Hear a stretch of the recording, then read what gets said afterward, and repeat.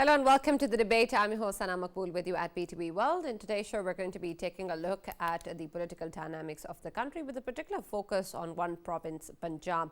We've seen previously as well in Pakistan that Punjab has been the focus of any elections in the country, with major political parties vying for seats in this province and also giving in to the notion that those who win Punjab will be able to form the government at the center.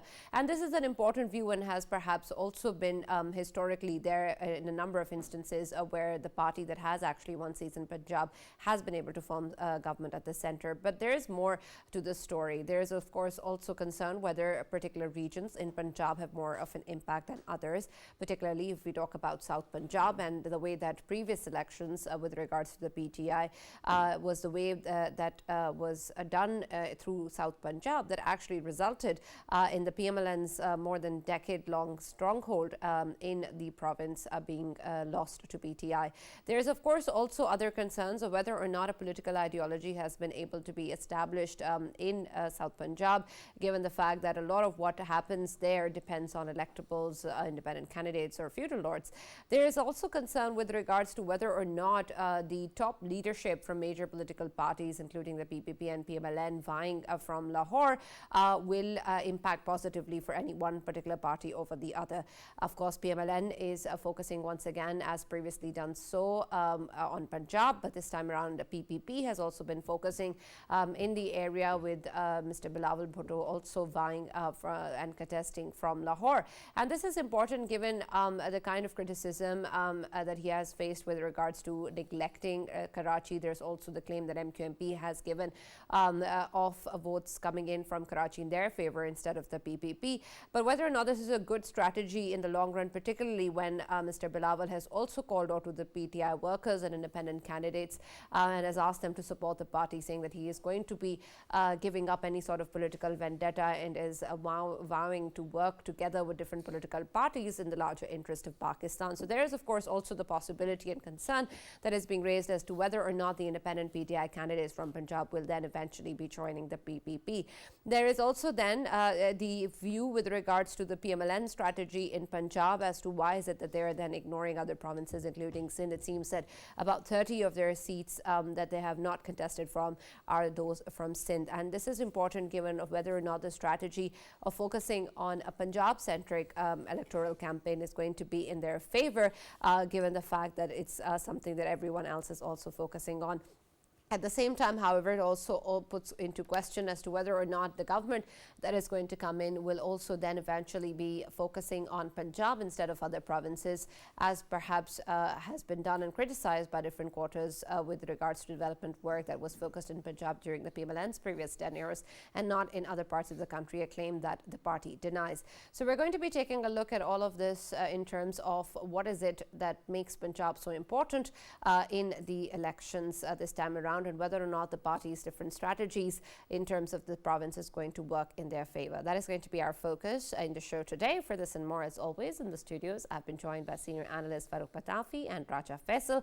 We've also been joined online by Mr. Muneeb Qadir, who's a political analyst and legal expert. Thank you very much, Muneeb, for joining us and being a part of the discussion. And before we start discussing what is happening with reference to elections 2024, I want you to also take a look back at previous elections in the country and determine whether or not this correlation between Punjab seats in Punjab and forming government at the center is a true one and a necessarily true one, because this seems to be again something that the top parties are vying for.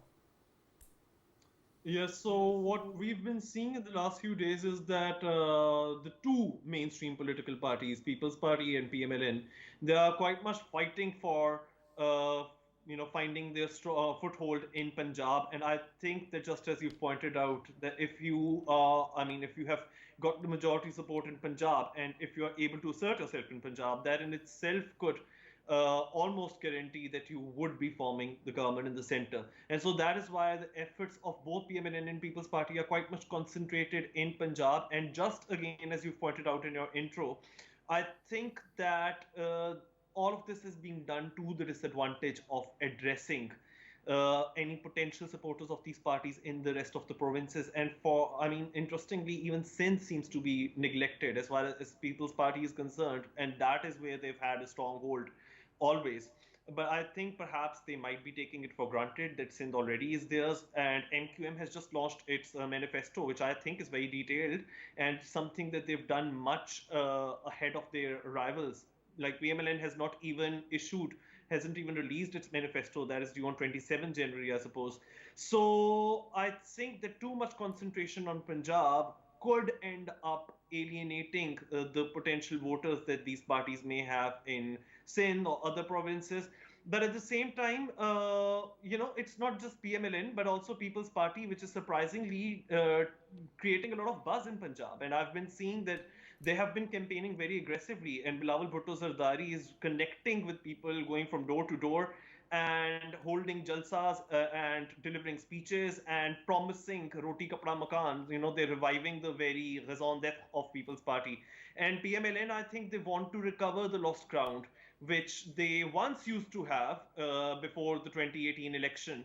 And I think that they are worried that they might not have lost in these, interim years, the kind of support that they and the overwhelming support that they used to enjoy in Punjab. So I can also understand why the current campaigning is so Punjab focused.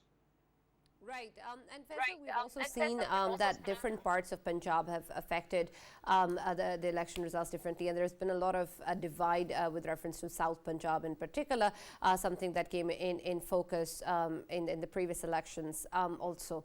And so when we take a look at the politics of South Punjab and whether or not any political party has in fact been able to gain any stronghold in the area, can that be true for any party that's contesting at the moment, particularly the major parties and ones that historically have had a good stronghold in the province?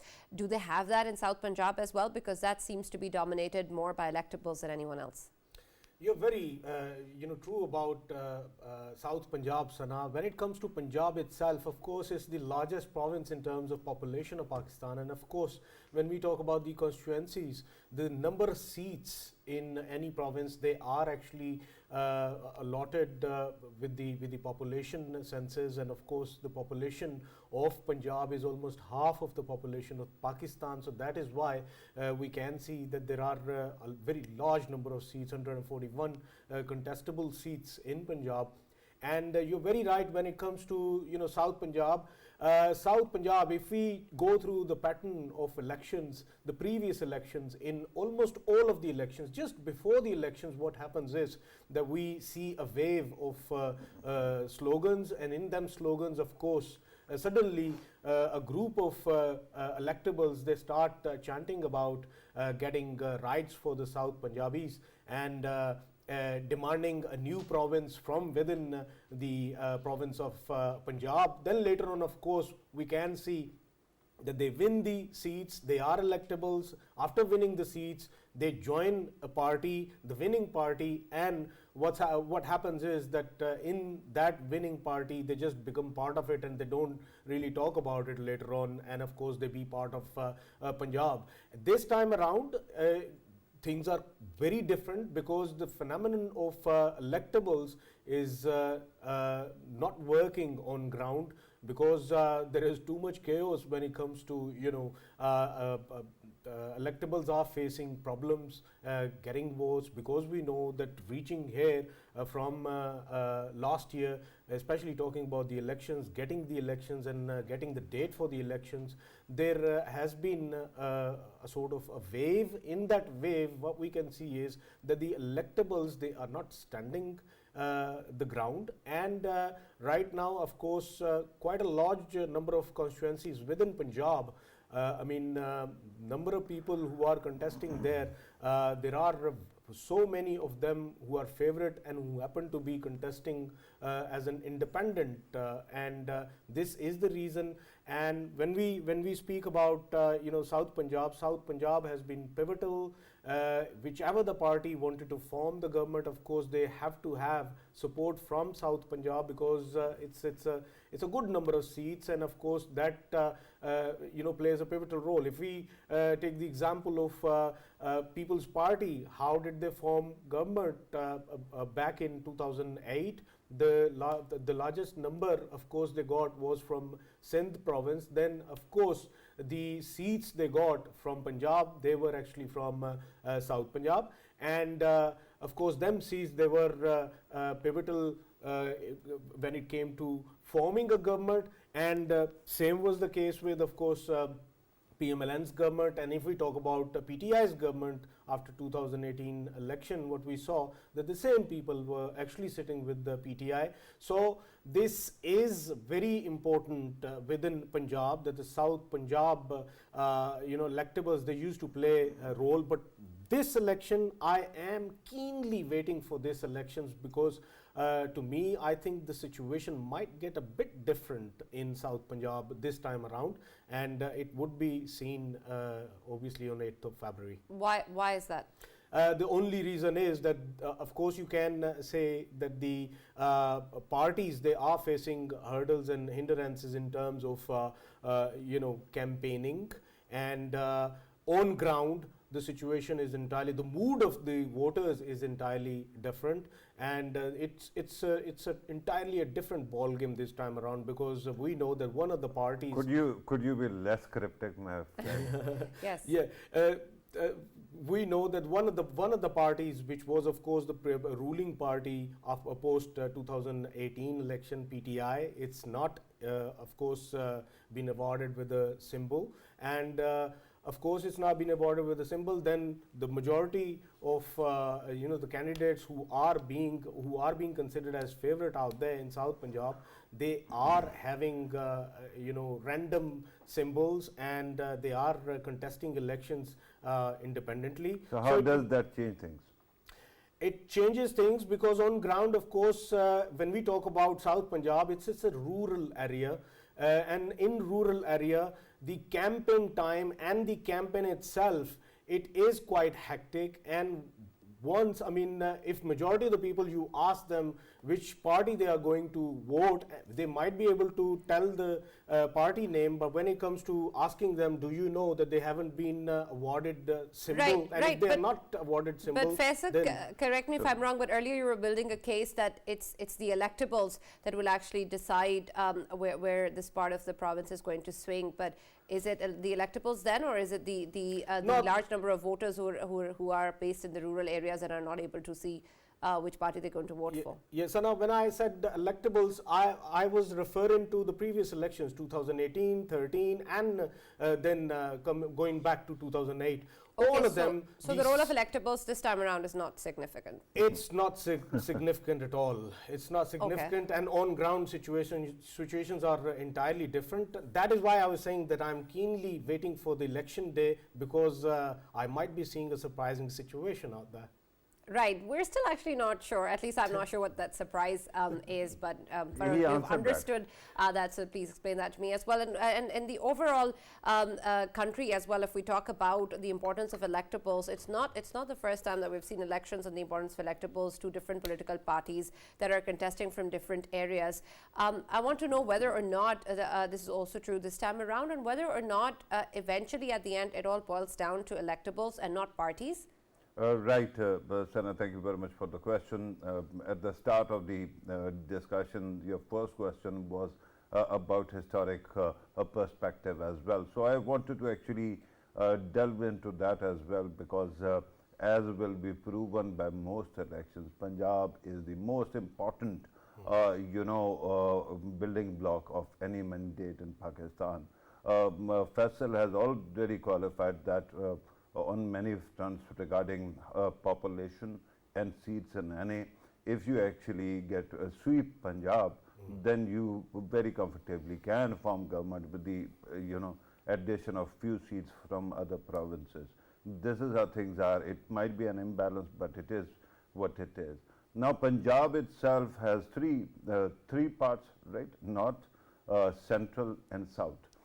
In South, of course, because there has been a failed attempt to create an identity-driven politics, and that has actually repeatedly failed. That is why people keep on thinking that things might be different the next time. But what happens is that Punjab, southern Punjab, is dominated by certain electables, certain rich guys or influentials, and they provide commute on the election day as well, right? Because of that, usually it is asserted that there are 2 or 3 parties which might actually take the province. And last time we saw that when People's Party in 2013 was going out of power at that time, there was the same people actually got together and they joined PMLN. When the PMLN was about to leave power, at that time they got together again and they joined PTI. So the same people are there, and I don't see any difference because the dynamics haven't changed. It is not totally rural area, but the constituencies are big, and a lot of population of voting population is poor. As far as central and upper Punjab is concerned, Sana, there you have Baradari politics. And Baradari politics, no matter what you say, this clanmanship, right? It plays a very crucial role. And even if you think that there is a mood or zeitgeist, even then these people actually have the sway, minus or plus few thousand votes, and that can of course change the nature of constituency. But right now, one has to see which Baradari is aligning with which candidate or which party. So with that kind of situation, I think I just wanted to mention the historical perspective, and we have to, because 1985 elections were apolitical, or so to speak, without political parties. So one has to start with 88.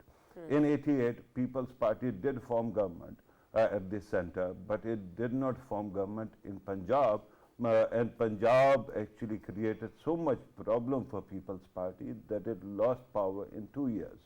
Then Punjab's face at that time, Nawaz Sharif won in 1990, and in 1990 they consolidated power and they survived for 3 years. Then in 1993, amazingly, what happened is that People's Party won at the center, but it could not actually sway Punjab. So what happened was that within PML at that time, there was a forward bloc that became Chatha League, and that Chatha League actually had a candidate, a CM, that was Wattu, Manzoor Wattu, and he actually supported People's Party, and that's how they actually survived for again 3 years. In 1997, once again PMLN swayed Punjab, and it actually reduced People's Party to 17 seats, I think. After that, of course, starts 2002. There again PMLQ's stronghold was Punjab. In 2008, People's Party could not actually carry Punjab, yet they formed the government at the center. It was a weak government, but it was with the help of Southern Punjab, Balochistan, ANP in Khyber Pakhtunkhwa, and then their own stronghold Sindh. After that also, repeatedly, if you keep on going, 2013, once again Punjab is with PMLN, and PMLN forms government at the center. In 2018, Punjab is with PTI almost, or it is hung, but still a lot of mandate goes to PTI, and PTI forms the government. So Punjab is critical at this moment. It doesn't mean other parts are not important. It doesn't mean that Khyber Pakhtunkhwa, Sindh is, by the way, second most populous province of the country, and after that Khyber Pakhtunkhwa, then Balochistan.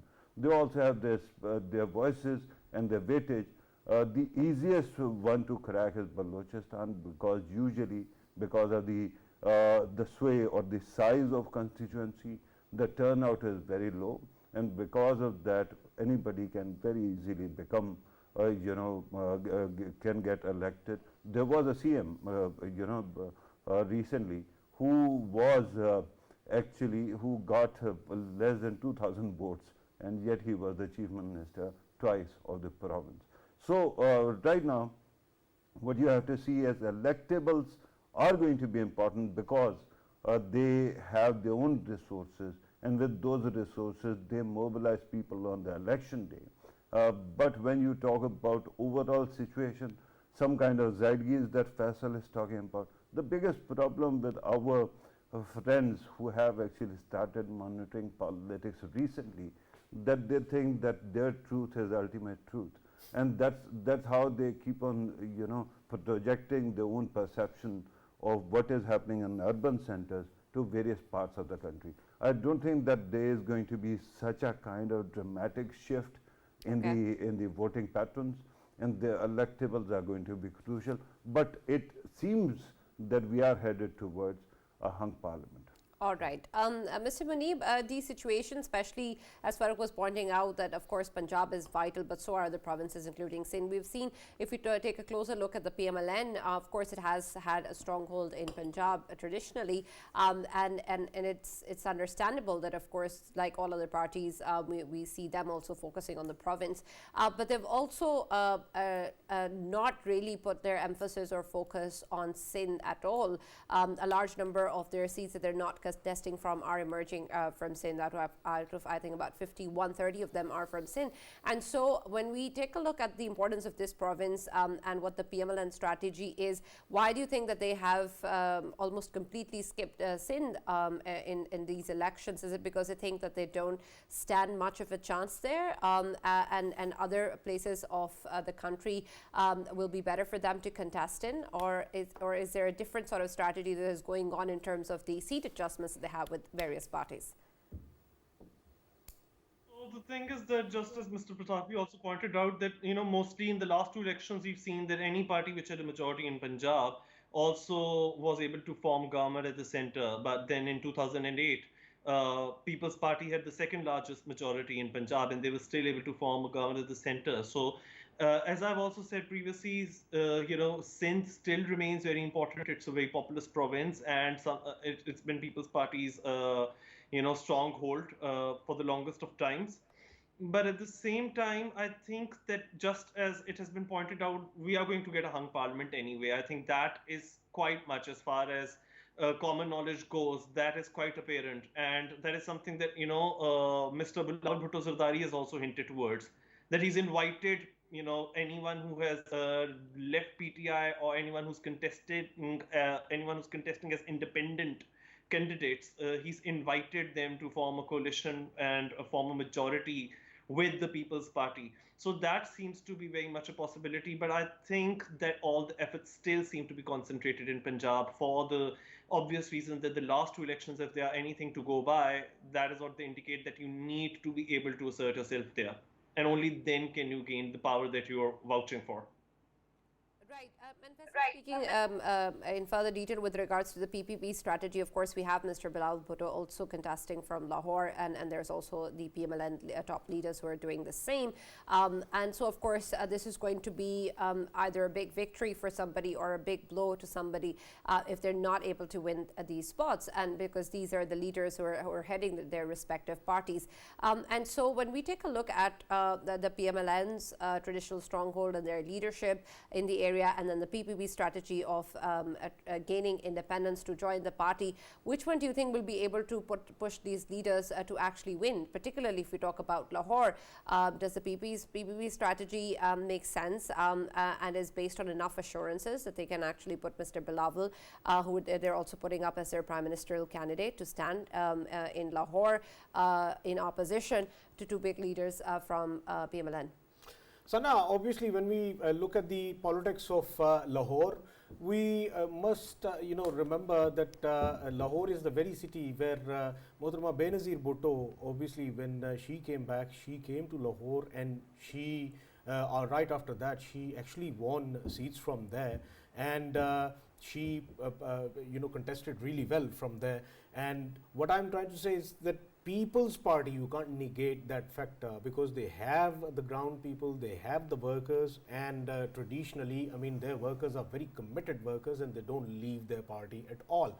And this time around, of course, we are seeing that Chairman Bilawal, People's Party, he is contesting from there, and I think putting up this kind of challenge, it's marvelous itself, because when we see him as the party chairman, so we obviously want him to see the most confident one amongst them to contest in one of the largest cities of Pakistan, and of course the largest city of Punjab itself. And is it also not risky? It is risky, but of course, politics is all about taking risk. You know, How is it risky? it is risky in terms terms because of the PMLN? it has been, I mean, in recent past, it has been considered as the stronghold of PMLN. And then, of course, we can see that the party that has been challenging PMLN in Lahore, they have actually performed really well in recent times from Lahore. So we can say that there are two recent giants in front of them, and it is risky for them. But still, I must say that I think if this time around, if they do win, obviously two of the parties, when they are contesting each other and the third party comes and wins, they can actually make a huge impact of that as well. And to me, I think it's an excellent decision. And you know, Bilawal being a national figure, a national leader, he was supposed to come out of you know, Sindh province and contest election from somewhere else as well. So this had to be done, and they have done that, and that's marvelous. But when we come towards, you know, obviously PMLN's politics, you can never oust them from Lahore, because it is their stronghold. Still, it is considered as their stronghold. No matter, I mean, there was another party that challenged, PTI challenged them, and later on we saw that they started grabbing ground once more, and they are working really hard this time around within, you know, Lahore, because almost, you know, all of the family members, they are contesting from Lahore. This shows that they are focusing on Lahore as the stronghold once more. So it is does important. the fact that both Shehbaz Sharif and Nawaz Sharif are standing from Lahore and contesting pose difficulties for PMLN or helps them? It actually helps PMLN, because what PMLN is trying to do is, PMLN is trying to actually reaffirm to people and rephrase to the people that we are from Lahore and we own Lahore, and we you know, we are representing that ownership in this way, that you know, our family members are contesting elections from ownership, as in ownership of mandate, ownership not of of mandate. the city Yeah, as a feudal yeah, lord. ownership of mandate, ownership of their politics. And let's be fair, I mean, Lahore has never disappointed PMLN's leadership. And Sana, when it comes to the only problem which I see within PMLN right now, I mean, yesterday I highlighted it, and I want to highlight it once more, and that is that there is no clarity that who's going to be Prime Minister once you know, the elections are over. Three Prime Ministers. Yeah, three Prime Ministers at this time. Get 3 seats. Get three chairs. seats. And then people are still confused about if eventually they win the election, who is going to be the Prime Minister of the country. Once they are assured that this is the person who's going to be, then obviously people would be having a different mind frame to think about things. Voters would be having more clarity. It's like, But you you just know, said that both leaders standing up actually helps the PMLN. both of the leaders standing election is different thing, but obviously standing to be the Prime Minister of the country is different. So what I'm trying to say is the voters, they want clarity that who is going to be ultimately our Prime Minister.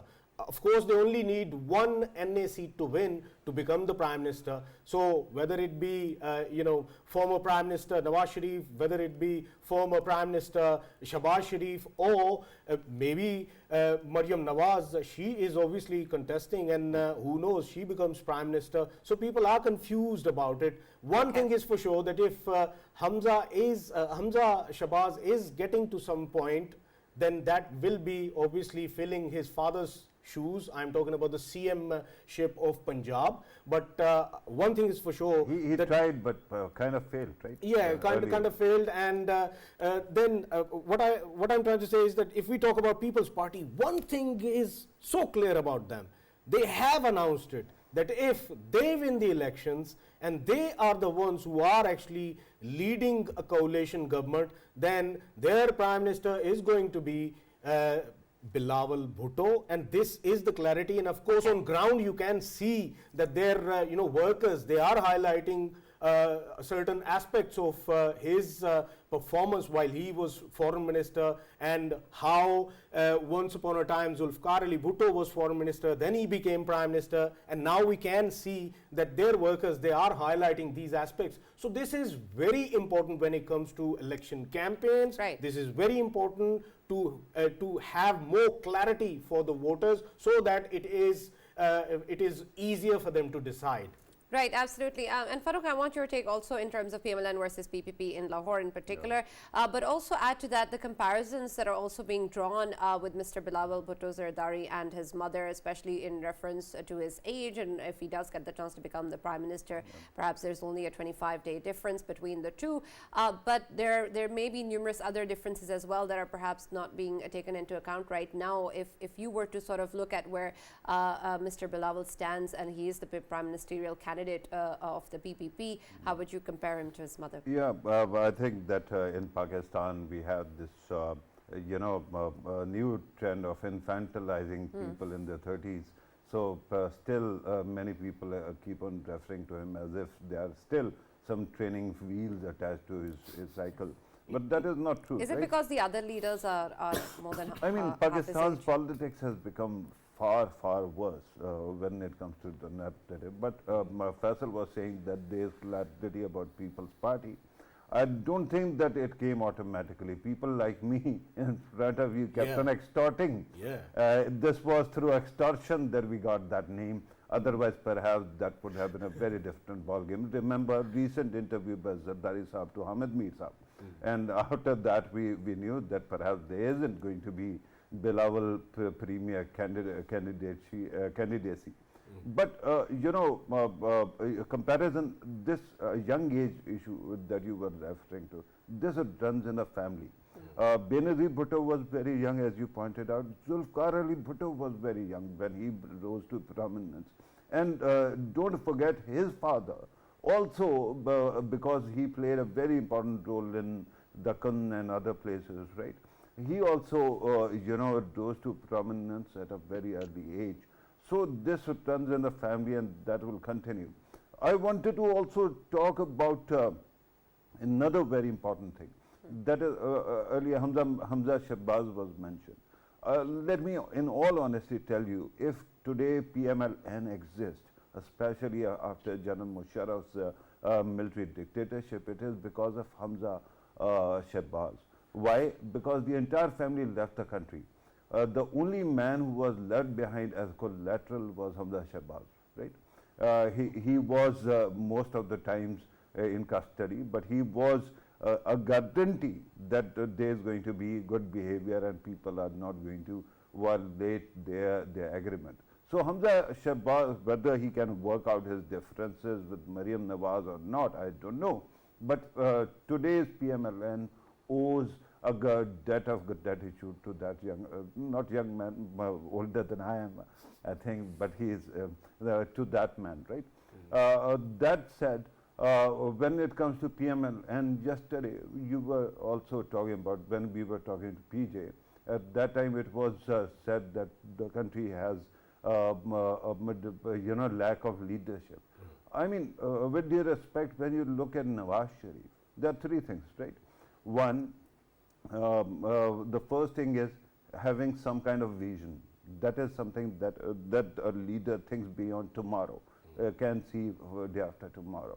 The second thing is that he can get votes to actually rise to that prominence as well. And the third one, and that is the ultimate test, is the ability to translate that vision into some kind of reality. So we see Nawaz Sharif actually has been there, done that. We just keep on trying to depress ourselves that there is no leader in the country. I think there are people who are, yes, he is aging, and I'm sure that we all are. Nobody is getting younger every day. So I don't know whether the country wants to have a boomer prime minister, a Gen X prime minister, or then a millennial as a prime minister. But all those options are there in front of you, right? Yeah. Finally, when it comes to the political situation, my humble submission that I said earlier, that the role of electables and Baradaris is going to be strengthened, that is because of only one thing, Sana. In Pakistan's history, there have been moments when political parties were very strong. And then there were moments when political parties was really, really weak, right? Today's moment is that one, the latter one, where one political party is almost retired hurt, it cannot use its symbol, but then PMLN also is paying the price of staying in power for 15, 16 months after it pushed out PTI. And People's Party, the project that was launched to undermine, actively decimate People's Party in 2012, 2013, that then was used against PMLN, and now because they have been actually ground to the ground, they have been were reduced to the ground, and then PTI has to actually pay the price of the same thing. So at this moment, political parties are weak, and what does it leave you with?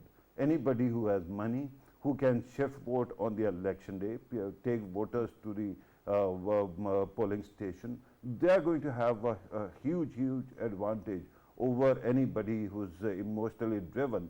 There have been some exceptions. For example, in 2002, there was MMA that actually practically, Pesh Imam of a mosque got a ticket and actually rose to power. Nobody knew him, right? Similar kind of people, and then they formed the government in Khyber Pakhtunkhwa. But the problem is that moment was immediately after 9/11. And I remember I traveled extensively in tribal areas. There was so much pain, because there were so many people who died in the process of Taliban's expulsion from power, that people were in a religious sentiment, right? And then MMA also got together. That kind of situation cannot easily be replicated. So I don't think any party is going to very easily have that kind of sentiment, and then they can actually get a lot of people in power. Okay. The electables are going to get mandate, and then they are going to be gently nudged in one direction or the other. Right. Mr. Muneeb, the situation in terms of when we take a look at different parties and especially in ways that the province of Punjab, of course, has been centric previously as well and this time around as well. I want to know whether or not that also impacts, especially when we talk about top leaders of different parties, the voters in other areas of the country, and whether or not it makes them feel alienated or not important enough in light of the party, or any party workers, in fact, also feel that way or not, and whether or not that actually has translated previously as well in ways by different parties who have had their focus on Punjab prior to the elections as well. Has that reflected in the kind of work that they've actually conducted then post-elections in the parts where they've actually been elected from compared to others? Has that been true in the tenure of different parties who've emerged victorious from Punjab, particularly the PMLN? I believe that, recently there's a publication from Bloomberg which has stated that PMLN's economic governance was much better than the economic governance that we saw under People's Party or PTI governments. And I think that when the prospective voters, whether they be in Punjab or whether they be in any province for that matter, if they are voting along party political lines, so for example, if there's a hardcore PMLN supporter or a People's Party supporter, as the Jala, as they call themselves, they are going to vote according to the political party that they support, and that is going to be their sort of the compass which will guide them in the direction which they should be going on the election day. And I think that there's a lot of talk going about electables, but I mean, there are political parties like IPP which have a lot of electables. But I don't think that those electables are strong enough in their own right. It's also about the connect that the voter has with the particular political party and whose ideology. Muneeb, sorry to Yes. cut you, but don't you think that IPP's electables are only borrowed from one party? And you cannot actually call them electables of the country. They are only electables from within PTI that actually fled. So that's the thing that, a lot of PTI supporters, they feel betrayed when they look at those who deserted That's a PTI and different went to dynamic. IPP. But on their own, those electable so-called who have now joined IPP, they don't have a strong base unless they are backed by an already established political party. So I don't think that IPP is giving a lot of competition to the main political players, which are People's Party and PMLN, and to an extent PTI. But I think that PTI is going to be facing a lot of setback now that it did not get the bat symbol. And I think that what's going to hold sway over the election is the voters and connect with the political party that they support. And that is, a phenomenon that we are seeing as far as political, as far as the voters and their narratives go, because there are two parties to it. There are those who are searching for votes, who are doing the rallies, the political parties themselves, and then there are those voters who know where they're going to vote. So I think ultimately, more than electables, it depends upon loyalty that the voters have towards political parties and also on the voter turnout. Now, do people have enough faith that there is going to be free and fair election? Are they confident enough? Or do they feel as if they're truly participating in the election? I think all these factors are going to play into how things turn out on 8th February. Right. Thank you very much, Manish, for joining us and being a part of the discussion. Farouk Ali, you were shaking your head at something, so if you want something to add. So, Yes. so my humble submission is you can call a bunch of people who actually join a political party electables. But what is an electable? Anybody who has the resources and a history of winning elections is an electable, right? And a Bradri. Perhaps Baradri or some kind of support, something actually working for them. So the point is that you can look at IPP, and I'm not sure that it is time to actually write off IPP. I think they will get at least 7, 8 seats, perhaps more. But the fact is that when you talk about electables, in every party there is a number of people who are bigger than the party itself. And they keep on winning because they have money, they have resources, perhaps support of Baradri. And those people then dictate those parties how things are going to actually behave. So in coming days, I think that because political parties are in a very, very bad shape. People's Party, I don't know how strong it is in Punjab, but in Sindh it is okay. PMLN has to go through a test of fire in Punjab, and we still have to see how they'll prosper. But at this moment, electables, especially independents, are going to have a very important role. Right. Thank you, Farouk, and thank you, Faisal, for joining us. That's all that we have from the show today. And we'll be talking more about the political dynamics and the evolving situation in light of the upcoming polls. And that's going to be what our main focus is going to be till February 8th. And so there's going to be much that we're going to be focusing on till then. But it's all that we have from the show today. So we'll now see you tomorrow.